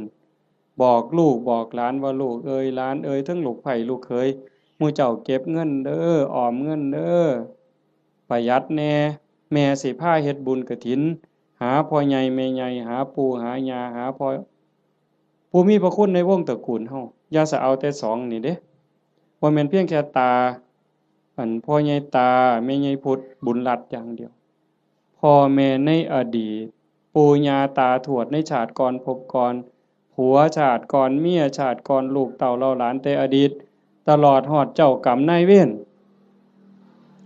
เฮาเอาพ่อใหญ่ตาแม่ใหญ่พุทธนี่เป็นหลักแล้วก็ต่อไปฮอดพวกที่เฮาบ่เคยฮู้จักนั่นคือพวกเหล่านั้นเพิ่นอาจจะรอคอยรับบุญรับกุศลที่โยมเฮ็ดอยู่เฮาจะบ่ขี้ทีแฮ่งให้แฮ่งได้อย่าไปเว้าเด้มันเรื่อยๆอยู่แม้แต่อยู่วัดครูบาเขารายการจังซี่หรือไปเทศน์บางหม่องยังมีอยู่ในความคิดจังซี่ว่าคันอุทิศไปให้ผู้อื่นมันสิบ่หมดบ่เพิ่นย้านบุญเพิ่นหมดเฮ็ดแล้วต้องเอาผู้เดียวคันกรวดน้ำอุทิศไปมันสิหมดบ่เพิ่นย้านบุญหมดจริงๆมันบ่หมดยิ่งให้ยิ่งได้ยิ่งให้ยิ่งหลายเฮาเบิ่งคือเฮาเตรียมกฐินผูกผ้าเตรียมอาสงฆ์เฮ็ดฝาเฮ็ดผ้าข้างหลังเฮ็ดสายลุงหาบักกล้วยบักอ้อยบักพร้าวตั้งอีหยังขึ้นมาไม่กวดหามากกกล้วยกกอ้อยหามากองกฐินนี่มันยิ่งใหญ่ความตั้งอกตั้งใจจังซี่มันก็ก่อให้เกิดบุญพอเฮาเฮ็ดด้วยศรัทธาเฮ็ดด้วยความเคารพเฮ็ดด้วยความตั้งใจนี่อานิสงส์มันหลายแล้วก็อีกอย่างหนึ่งหลังจากเฮานอกจากเฮาจะเฮ็ดด้วยความตั้งอกตั้งใจด้วยความศรัทธาแล้วประโยชน์มันเกิดกับพระพอประโยชน์เกิดกับพระที่เอิ้นว่าอานิสงส์เกิดกับพระแล้วมันก็ยังย้อนมาใส่โยมแม้แต่เฮาบ่เฮ็ดจังซี่อ่าอานิสงส์ที่มันเกิดจากการเป็นคนดีมีศีลมีธรรมที่เฮาเฮ็ดอยู่ประจำพระพุทธองค์เพิ่นก็บอกว่ามันมีอยู่4อย่างอันนั้นคือสากลสิใส่บาตรหน้าบ้านหน้าเรือนซอยเหลืองานสาธารณะจังซี่งานวัดงานโรงเรียนงานตำรวจงานอนามัยเฮาไปซอยด้วยความตั้งใจด้วยความจริงใจเพิ่นว่า1ชื่อเสียงอันดีฟุ้งขจรไปไกลก็แม่นอีหลีคันโยมเป็นคนดีมีจิตใจเอื้อเฟื้อต่อโลกต่อสังคม1ชื่อเสียงอันดีฟุ้งขจรไปไกล2คนดีย่อมคบหาดีดูดดีชั่วดูดชั่วพวกเล่นไพ่มันก็บ่ได้มาติดประกาศผู้ใหญ่บ้านบ่ได้ประกาศเอิ้นเด้มื้อนี้เด้อผู้ใดสิไปเล่นไพ่ไปส่งนั่นเด้อเขายังขาดขาอยู่ผู้ใหญ่บ้านบ่ได้ประกาศเด้ไปเองหมู่มันสิกินเหล้าก็บ่ได้เอิ้นประกาศมาเด้อตอนนี้มาแล้วเหล้าขาวก็มาแล้วเหล้าสีก็มาเบียร์ก็มาหมดทุกยี่ห้อฟ้าวมาบ่ได้เอิ้นไปเองมันดูดกันไปดีดูดดีชั่วดูดชั่วอันซุ่มไปวัดปฏิบัติธรรมนั่งสมาธิอันนี้ก็บ่ได้ยากคือกันไปแล้วบ่เฒ่าพร้อมแล้วบ่โทรศัพท์ถ้าค่อยได้เด้อไปโลดเห็นบ่อันนี้คือกันอานิสงส์ของคนเฮ็ดคุณงามความดีชื่อเสียงอันดีฟุ้งขจรไปไกล2คนดีย่อมคบหา3เป็นที่รักของมนุษย์และเทวดามนุษย์คือผู้มีใจสูงใจดีใจงามมีศีล5เต็มเปี่ยมมีกุศลกรรมบท10หวังดีต่อพี่ต่อน้องนั่นคือมนุษย์เป็นมนุษย์คนแล้วก็เทวดาคนมีหิริมีโอตตัปปะนอกจากมีศีลแล้วมีธรรมแล้วก็ยังอายซัวกลัวบาปเข้ามากำกับในใจอีกนั่นเป็นมนุษย์เทโวเทวดาคนยังเป็นนี่แหละแล้วเทวดาที่เฮาบ่เห็นโตเพิ่นก็ย่อมคุ้มครองรักษาคนเฮ็ดบุญคนสร้างบุญเป็นหยังเพราะว่าคนดีคนเฮ็ดบุญคนสร้างบุญนี่เขาสร้างบุญเทวดาก็สาธุเทวดามาทอดกฐินบ่ได้ดอกโยมเชื่อบ่ เทวดามาทอดกฐินบ่ได้เทวดาสิมายกผ้าเข่าถวายพระบ่ได้เฮ็ดจังได๋ล่ะก็สาธุล่ะเห็นหมู่เฮาเฮ็ดมื้ออื่นนี่เพิ่นก็สาธุนั่งฟังเทศน์นี่เพิ่นก็สิสาธุนำเฮาเนี่ย เพิ่นก็ได้นำเฮาเพิ่นยังว่าเป็นที่รักของมนุษย์และเทวดาเพิ่นฮักเพิ่นคุ้มครองเพิ่นรักษาเพราะว่าเพิ่นได้บุญนำ4เวลาสิตายก็ไม่หลงลืมสติตายจำเป็นแต่เด้คันคนสร้างดีสร้างงามสร้างบุญอยู่บ่อยๆจิตใจมันสิกอดเกี่ยวพันอยู่กับบุญกับกุศลจิตบ่เศร้าหมองจิตบ่กังวลจิตบ่เป็นทุกข์มันก็ย่อมไปสู่สุคติไม่หลงลืมสติตายแต่คันคนไปลักเขาแน่ไปฆ่าเขาแน่ตั้งแต่นอนมันก็สะดุ้งเคยเห็นบ่ล่ะเคยเป็นบ่เจ้าไปเฮ็ดแนวบ่ถูกต้องบ่ดีบ่งามมานอนก็สะดุ้งอย่าสะเว้าแต่บัดสิตายเด้นี่นอนบ่เป็นหลับเป็นตื่นพวกไปลักเขาไปปล้นเขาไปฆ่าเขามานี่โอ้มันสิสะดุ้งแม้กระทั่งการอยู่การกินคันแม้แต่สิกินข้าวทั้งเทื่อก็สงสัยมันสิวางยากูบ่น้อพู้นเด้มันสิหาความสุขได้บ่ใดบ่นี่เจ้าว่า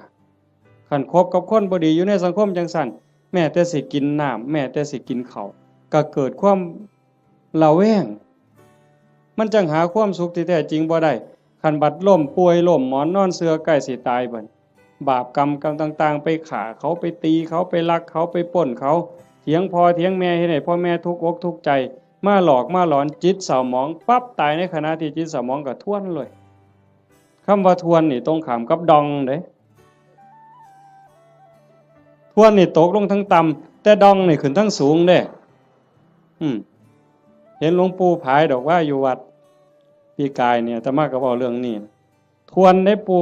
ผมบ่ทวนดอกอาจารย์ผมสิดองเนี่ยเห็นบ่ไม่หลงลืมสติตายหา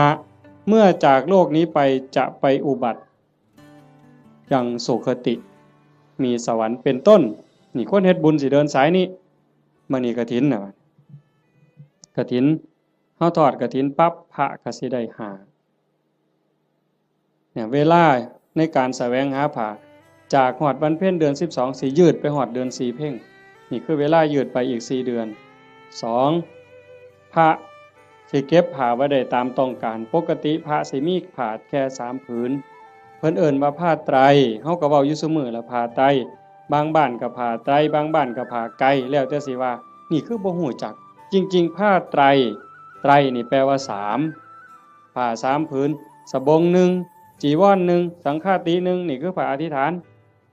คันมีเกินนั่นเอาผ้าจีวรหามาได้อีกผืนนึงเอาไว้เสยนี่คันครบ10มื้อบ่สละให้เณรบ่สละให้พระภิกษุรูปใดรูปหนึ่ง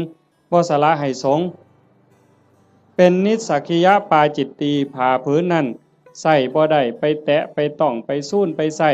บาปทุกเที่ยวเป็นบาปเป็นโทษเป็นอาบัติเมื่อโยมทอดกฐินแล้วอย่าว่าแต่4ผืนเลยเอาไว้เต็มเฮือนนี่ก็บ่เป็นหยังเอาไว้เต็มเดินวัดก็บ่ผิดนี่คืออานิสงส์ที่พระได้เก็บผ้าไว้ได้ตามต้องการ3เมื่อจากอาวาสสิไปไสก็ตามไม่จำเป็นต้องเอาผ้าไปครบสำรับบางหันว่ามีเกิน3บ่ได้มื้อนี้ขาด3บ่ได้บัดนี้ข้อที่3เพิ่นเอิ้นว่าปราศจากจีวรสมมุติว่ามันบ่ทันได้ออกพรรษาบ่ทันได้รับอานิสงส์พรรษาอานิสงส์กฐินอาตมาอยู่วัดเคยมันเป็นวัดป่าเนาะกุฏิอยู่ไกลๆจังซี่ยามมื้อแลงนุ่งผ้าสบงสงน้ำมาตากไว้อยู่กุฏิบัดยามมื้อเช้ามาทำวัดอยู่ศาลามาอยู่พี่อยู่ศาลาจนแจ้งผ้าสบงผืนนั้นไปใส่อีกบ่ได้มันเป็นผ้าขาดราตรีเพิ่นเอิ้นว่าเป็นนิสสักขิยปาจิตตีผ้าสบงผืนนั้นต้องสละให้สามเณรต้องสละให้พระรูปหนึ่งหรือสละให้สงฆ์คันบ่สละไปแตะไปใส่ไปจับไปต้องขึ้นมาปั๊บต้องนิสสักขิยปาจิตตีเป็นบาปทุกเที่ยวโยมแต่ในเมื่อโยมทอดกฐินแล้วปั๊บได้รับอานิสงส์อย่าสว่าแต่อยู่ในวัดเอาผ้าถิ่มไว้ในวัดพูนไปเที่ยวเล่นอเมริกาเสยคิดม่วนพูนขี่ยานอวกาศไปเล่นดาวอังคารเสยบ่บาปบ่ผิดอานิสงส์ที่โยมทอดกฐินมันคุ้มครอง4 ฉันคณะฉันเป็นวงได้ฉันปรัมประฉันดูได้ที่จริงพระพุทธเจ้าเพิ่นขอร้องให้พระนี่ฉันในบาตรมันบ่ยากกับผู้อื่นแล้วก็ฉันเธอเดียวเฮาบ่ได้ทำให้ทำหน้าบ่ได้ไปแบกไม้ไงต่อหากินเองบ่ได้กินดูหลายโยมเขายากเมืองสิซะ ออกซื้ออาหารบ่ได้จังซี่แต่เมื่อโยมทอดกฐินแล้วปั๊บก็สามารถฉันเป็นกลุ่มเป็นวงได้เพราะว่าเฮ็ดผ้ามันอาจจะบ่แล้วง่ายในเวลาจังซี่จักหน่อยก็แล่นไปจูไฟเพราะมันบ่มีสีสำเร็จเด้ฟักบักมี่หาฟืนมาไว้พ่อใหญ่สิเคยเห็นแต่ก่อนแม่นบ่ย้อมเปลือกไม้ย้อมหากไม้ย้อมแก่นไม้เขี่ยวไว้จังซี่กำลังฉันอยู่ไฟอ่อนไฟสิมอดก็ออกไปจูไฟมาฉันอีกก็ได้จังซั่นน่ะเพิ่นว่าสิฉันจักเทื่อก็ได้แต่ว่าอย่าเกินเที่ยงคันพอทอดกฐินแล้วก็เป็นแบบนั้นบ่เป็นโทษพอที่หานะที่พระได้ลาภสักการะที่เกิดขึ้นคือของเอากองกฐินไปถวายมื้ออื่นเป็นของพวกเธอที่จำพรรษาในอาวาสนั้นพระในวัดบ้านเฮานี่วัดอีหยังบ้านวัดค่ำศรีบ่วัดค่ำศรีบ้านบึงพระที่จำพรรษายังวัดค่ำศรีบ้านบึงเป็นผู้ได้รับของทั้งหมดเนี่ยเจ้าคณะจังหวัดสุรินทร์มันร่วมนำคือสิสมเด็จสังฆราชมาร่วมรับกฐินนำมื้ออื่นก็บ่ได้ดอกโอ้ยข่อยเป็นสังฆราชเด้อผ้าพื้นนี่ข่อยสิเอาดอกถูกใจแท้ๆบ่ได้เด้โยมบ่ได้นอกจากพระวัดเฮาสิตกลงปรงใจถวายจังสิได้เป็นของภิกษุที่อยู่ในวัดเราโยมได้หาขอจำได้เหรอตัวพระได้หาขอไหม1เวลายืดไปหอดเดือน4แม่นบ่2เก็บผ้าไว้ได้ตามต้องการ3ไปปราศจากจีวรก็ได้4ฉันคณะฉันปรัมประออกชื่อโภชนะได้เพิ่นจังเฮาสิได้ยินครูบาอาจารย์เพิ่นบอกเรื่อยๆว่านิมนต์ฉันเพลนิมนต์ฉันจังหันบ่แม่นอาจารย์นิมนต์ฉันตำบักหุ่งบ่ได้อาจารย์นิมนต์ฉันต้มปลาอันนี้ก็บ่แม่นนิมนต์ฉันข้าวอันนี้ก็บ่แม่นคันรับกฐินแล้วก็ได้อยู่จังซี่นะแต่เฮาก็บ่จำเป็นก็จักสิไปว่าเฮ็ดหยังเนาะก็แล้วไปดอกบัดนี้โยมได้หยังหมด1อายุยืนผู้ทอดกฐินผู้ร่วมไปอนุโมทนากฐิน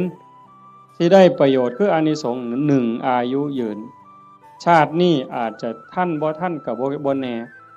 บาปเก่ากรรมเก่าที่เฮ็ดไว้มันอาจกำลังส่งผลอยู่คันบุญเก่าบ่แห้งพอมันก็ต้องไปตามนั้นแต่คันเฮาเฮ็ดด้วยความตั้งใจชาติต่อไปพบต่อไปผลบุญมันตามทรงนี่1อายุยืนทั้งตัวเลข80ปี90ปี100กว่าปีแข็งแรงบ่แม่นนอนอยู่ในห้อง ICU ว่าอายุหลายปานใด100ปีพวกก็บ่พอใจดอกแนวนั้นเนาะนอนในห้อง ICU ให้อาหารทั้งสายอย่างหันใจเองก็บ่ได้ก็จักสิยืนไปหยังล่ะเว้ยแต่ก็บ่แม่นแต่ตัวเลขซ้ำนั่นผมก็ยืนผมบ่งอกง่ายบ่โลนง่ายจังซี่นะแขวก็ยืนบ่ขูบ่ลนบ่โยกบ่ค้อนนี่ตาก็ยืน70ปี80ปีห้อยก้นเข็มปั๊บแง่ปั๊บดึงจักโลดนั่นคือบุญเด้น่ะคันผู้บุญบ่หลายบัดนี้ว้ายใส่แว่นสายตาตั้งแต่อยู่ประถมพี่อย่าสว่าแต่เข็มเย็บผ้าเลยเข็มเย็บกระสอบนี่ก็จ้อยหู้ลมแข้งนี่ก็แง่บ่ถึกอยู่ นั่นคือบุญบ่พร้อมโยมคันทอดกฐินแล้วมันสิได้บัดนี้ตาสิดีแต่ชาติต่อไปเด้คันมีของเก่าก็เอาชาตินี้ลดแล้วหูดีบัดนี้หูก็ยืนแขวก็ยืนตาก็ยืนผิวพรรณก็ยืนบ่คือกันเด้ผู้บางคน40ปีนี่เฒ่าเพราะปานหยังแต่ผู้บางคน50 60 70นี่ผิวพรรณยังสดใสอยู่สีดำสีขาวก็ตามดอกแต่ว่าบ่เหี่ยวบ่ย่นหลายนั่นมันเป็นบุญทั้งหมดนะโยม1อายุยืนย้อนหยังยืนย้อนโยมถวายกฐินแล้วพระสามารถบ่เป็นโทษทางพระวินัยได้รับอานิสงส์ยืดไปฮอดเดือน4นี่คือมันตอบกันทันที2แม่เว้ย2โยมสิรวยย้อนหยัง ย้อนโยมทอดกฐินแล้วพระสามารถเก็บผ้าไว้ได้ตามต้องการโยมก็สิเป็นผู้ร่ำรวยด้วยโภคทรัพย์แก้วแหวนเงินทองเอียงต่างๆอย่างเว้ามาหั่นแหละ3โยมมีทรัพย์สินสมบัติขึ้นมาแล้วโจรลักบ่ได้ไฟบ่ไหม้ลมบ่พัดพระราชาบ่ยึดเขาเป็นของหลวงเป็นหยังย้อนโยมทอดกฐินแล้วพระเพิ่นสามารถไปปราศจากจีวรเอาผ้าไปบ่ครบก็ได้พระวินัยบ่ผิดบ่พลาดตรงนั้นคุ้มครองทั้งโทษพระวินัยให้ก็เลยเกิดมาคุ้มครองทรัพย์โยมอานิสงส์มันว่าคุ้มครองตรงนี้โยมถวายกฐินแล้วพระรับผ้าไว้ได้ตามต้องการก็เฮ็ดให้โยมรวย4โยมทอดกฐินปั๊บพระฉันเป็นวงได้ฉันปรัมปราออกสื่อโภชนาได้โยมสิได้รับอานิสงส์บ่ต้องศาสตราบ่ต้องอาวุธบ่กินของแสลงบ่ต้องยาผิดแม้กระทั่งเขาเจ้าว่างยาใส่ยาเฮาก็สิปลอดภัยพุ่นเด้บ่ผิดกระบูนเป็นโรคภัยเจ็บไข้ได้ป่วยสิบ่เป็นกินของแสลงบ่ผิดโรคจากอาหารการกินเหล่านั้นอันนี้คืออานิสงส์จากการได้ทอดกฐินข้อที่4ข้อที่5คันเฮาเกิดมาเป็นผู้หญิงชาติต่อไปพบต่อไปสิงามหน้าตาดีผิวพรรณดีสวดทรงดีเฮาสิเคยเห็นผู้บางคนงามงามหน้าตางามแต่ว่าหุ่นบ่ดีสวดทรงบ่ดีบางเทื่อหน้าตางามแต่ว่าแขนรีบเนี่ยมันบ่เกิงกันผู้บางคนหน้าตางามแต่ว่ารูปร่างบ่ดีผู้บางคนรูปร่างดีดีเด้อเบิ่งทั้งหลังห้วยบ่แม่นสิแม่นนางงามจักรวาลซั่นบ่แงกหน้ามาว่าแม่นยักษ์สดน้ำร้อนมันเป็นจังไดยายมันเป็นจังไดยักษ์สดน้ำร้อนนี่เขาบ่เคยเห็นดอกเว้ยคันเห็นแต่อยู่หน้าโบสถ์ตั้งแต่มันยืนอยู่มันก็เป็นตางึดแม่งคันมันสดน้ำร้อนอีกมันสิเป็นแนวใดเนาะอันนั้นแต่คันเฮาทอดกฐินแล้วเป็นผู้หญิงข้อที่5นี่อานิสงส์ข้อที่5สิงามคันเกิดเป็นผู้ชายชาติใดชาติหนึ่งคันได้เกิดพร้อมพระพุทธเจ้าสมัยที่มีพระพุทธเจ้ายังทรงมีพระชนมายุอยู่สิได้ฟังธรรมต่อเบื้องพระพักตร์ฟังเทศน์ที่พระพุทธเจ้าเทศน์ให้ฟังแล้วสิได้บรรลุธรรมแล้วขอบวชพระพุทธเจ้าบวชให้พระพุทธเจ้าเป็นอุปชฌาย์คันบอกภาษาเฮาเอหิภิกขุอุปสัมปทานั่นคืออานิสงส์จากการทอดกฐินมันบ่น้อยเด้โยมจังซั่นจังพากันตั้งอกตั้งใจเด้อลูกเต้าเราหลานก็ตามเด็กเล็กเด็กน้อยก็ตามโยมไม่ออกผู้เป็นเจ้าภาพหลักตุ่มพี่ตุ่มน้องถือว่าเป็นประมุขเป็นประธานเป็นหัวหน้าเทวดาให้เฮ็ดใจให้ม่วนๆบ่ได้เฮ็ดดูปานใดดอกปีนี้อาตมาก็จะเฮ็ดอยู่หลังจากแล้วอยู่วัดวันที่21 22ถอดอยู่วัดวันที่25อาตมาสิไปถอดอำเภอเสรภูมิจังหวัด101ก็อยากได้คือกันนะโยมอยากเฮ็ดบุญคือกันก็พยายามมีโอกาสบ่ใดก็จะเฮ็ดให้เฮาได้ตั้งอกตั้งใจรักษาใจเจ้าของในจากนี้ไปให้มันงามๆไผสิว่าจังได๋ก็สร้างสิเกิดอีหยังขึ้นก็ให้ใจเฮาสงบให้ใจเฮางามเพื่อมันสิเป็นแรงเกื้อหนุนส่งจิตวิญญาณเฮาให้ไปที่ดีที่งามไปสู่ที่ชอบที่สุขตินอกจากนั้นเฮาก็มีความหมายหมั่นปั้นมือว่าสิอุทิศบุญกุศลให้บุคคลผู้มีพระคุณเป็นพ่อเป็นแม่ปู่ย่าตายายผู้มีพระคุณทั้งหลายที่เฮาฮักเฮาแพงตลอดถึงเจ้ากรรมนายเวรที่ว่าไปว่าหั่นว่าได้เฉพาะปรัตถตูปชีวีอันนั้นคือได้ทันทีแต่นอกจากนั้นสิเป็นสัตว์นรกก็ตามเป็นเปรต11จางนั่นชนิดนั้นก็ตามอสุรกายสัตว์เดรัจฉานเทวดาอินทร์พรหมคันเพิ่นได้เห็นการกระทำที่งดงามคือโยมเฮ็ด1 ชั่วโมงกับ25 นาที20 กว่านาทีที่เฮาฟังธรรมมานี่เฮาเงียบเฮาสงบเฮาตั้งใจมองนี่บ่ว่าดวงจิตดวงใดดวงวิญญาณดวงใดก็แล้วแต่สิล่องลอยมาพบมาพ้อมาเห็น อดบ่ได้ย่อมอ่อนซ่อนย่อมอนุโมทนาเพิ่นสิได้นำเฮาตอนเพิ่นอนุโมทนายินดีนำอ่อนซ่อนนำอันนี้นักปราชญ์ก็ยกย่องบัณฑิตก็สรรเสริญแม่นพระพุทธเจ้ามาพบมาพ้อเฮานั่งฟังเทศน์สมโพธิกองกฐินอยู่จังซี่พระองค์ก็ย่อมอนุโมทนาสาธุจังซั่นจังว่าบุญตรงนี้เกิดแน่ๆเกิดหลายซ้ำเด้บ่แม่นแต่อาตมาเว้าโยมได้ไหว้พระโยมได้ถวายทานโยมได้สมาทานศีลได้ฟังพระเพิ่นสวดมาติกาสักบงสุกุลเฮาได้ฟังเทศน์ฟังธรรมด้วยความเคารพอันนี้คือกิริยาอาการที่เป็นบุญปุญญกิริยากุศลกิริยามันกลายเป็นบุญเป็นกุศลให้โยมเฮ็ดไปเรื่อยๆจนกว่าสิบ่มีลมหายใจบ่อิ่มบ่เต็มบ่เพียงบ่พอง่ายอย่าว่าพอแล้วล่ะอย่าว่าพระพุทธเจ้าตรัสรู้เป็นพระสัมมาสัมพุทธเจ้าแล้วมีมื้อใดที่พระพุทธเจ้าบ่เฮ็ดบุญบ่เป็นแบบเป็นอย่างบ่สอนธรรมแม้กระทั่งลมหายใจสุดท้ายสิมาถึงนอนเหยียดลงแล้วที่สารวโนทยานเมืองกุสินาราก่อนใจสิดับลงพระองค์ก็ยังได้ตรัสสังขารทั้งหลายมีความเสื่อมไปเป็นธรรมดาเธอทั้งหลายจงตั้งตนในความไม่ประมาทประโยชน์ตนก็อย่าประมาทประโยชน์คนอื่นก็อย่าประมาทประโยชน์ทั้งสองฝ่ายก็อย่าประมาทให้รีบสร้างรีบทำเห็นบ่เฮาก็คือกันโยมท่านก็เฮ็ดศีลก็รักษาภาวนาก็ภาคเพียรอ่อนน้อมถ่อมตนต่อผู้หลักต่อผู้ใหญ่ผู้เฒ่าผู้แก่พระสงฆ์องค์เน้นซอยขนขวายในกิจที่ชอบอันใดที่เป็นประโยชน์ออกเหงื่อออกแห้งซอยกันเฮ็ดช่วยขนขวายในกิจที่ชอบฟังธรรมแสดงธรรมอนุโมทนาบุญอุทิศส่วนบุญทำความเห็นในถูกต้องถูกตรงอย่างน้อยๆเชื่อว่าบาปมีบุญมีชาติหน้าชาติก่อนนรกสวรรค์มีจริงอันนี้คือต้นเหตุสาเหตุทางเกิดแห่งบุญจึงขออนุโมทนาสาธุกับญาติโยมสุโขสุคนเด้อท้ายที่สุดก็ขอรัตนะอ้างอิงเอาอำนาจแห่งคุณพระศรีรัตนตรัยคุณของพระพุทธเจ้าพระธรรมพระสงฆ์และอำนาจแห่งบุญกุศลคุณงามความดีที่มีทั้งหมดทั้งมวลในสากลจักรวาลจงหลอมร่วมมาเป็นตบะเป็นเดชะเป็นพลวปัจจัยอำนวยหนุนส่งไปถึงดวงจิตวิญญาณของโยมพ่อใหญ่ตาแม่ใหญ่พุทธ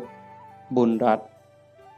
ตลอดถึงญาติโกโหติกาปู่ย่าตายายผู้มีพระคุณทั้งหลายสรรพสัตว์ทั้งหลายเจ้ากรรมนายเวรของญาติโยมทั้งหลาย